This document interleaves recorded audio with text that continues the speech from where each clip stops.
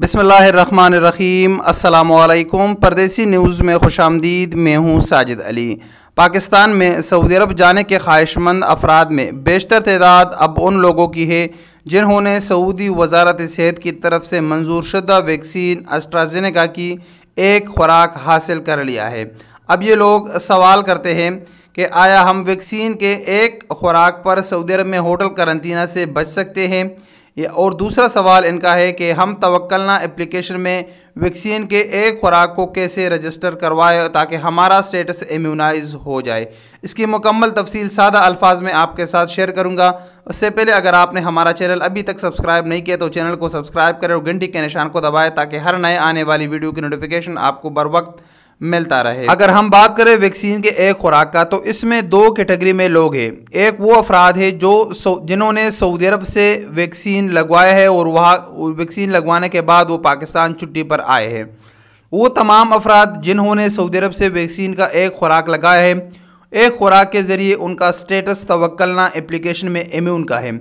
वो अगर पाकिस्तान में है या किसी और मुल्क में है और वो वापस सऊदी अरब जाना चाहते हैं तो वैक्सीन के एक खुराक पर भी उन पर होटल करंतना लाजिम नहीं है। वो होटल करंतना से मुस्तस्ना है, उनके लिए ज़रूरी नहीं है कि वो होटल करंतना करें।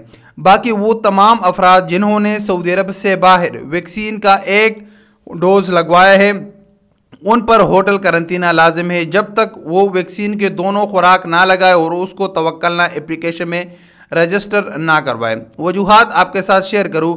सऊदी हुकूमत ने ये ऑप्शन दिया है कि आप सऊदी अरब से बाहर अगर आपने वैक्सीन लगवाया है तो उसको आप तवक्कलना एप्लीकेशन में रजिस्टर करवा सकते हैं।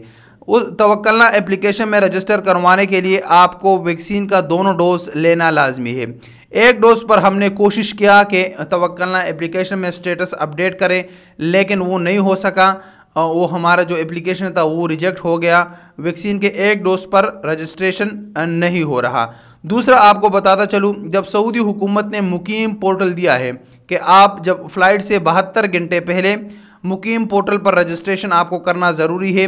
अगर आप उसमें वैक्सीनेटेड पर रजिस्ट्रेशन करेंगे तो उसमें भी आपसे यही पूछता है कि अगर आपका स्टेटस तवक्कलना एप्लीकेशन पर इम्यून का है तो तब आप वैक्सीनेटेड पर रजिस्ट्रेशन कर सकते हैं। तो जब आपका एक डोज पर तवक्कलना में स्टेटस चेंज नहीं हो सकता तो आप मुकीम पोर्टल पर भी वैक्सीनेटेड रेजिडेंट में रजिस्ट्रेशन नहीं कर सकते। तो यही दो वजूहात है जिसके बिना पर आप कोरोना वैक्सीन के एक खुराक पर सऊदी अरब में होटल करंतना से नहीं बच सकते। आपको दोनों खुराक लेना लाजमी है। उसके बाद आपको तवक्कलना एप्लीकेशन पर अपना स्टेटस चेंज करना होगा और तवक्कलना एप्लीकेशन पर जब आपका स्टेटस चेंज हो जाएगा उसके बाद आप सऊदी अरब में होटल करंतना से बच सकते हैं। ये है इकामा होल्डर के लिए। और जो नए वीज़े पर है या विजिट वीज़े पर है तो उनको वैक्सीन का दोनों खुराक लेना लाजमी है।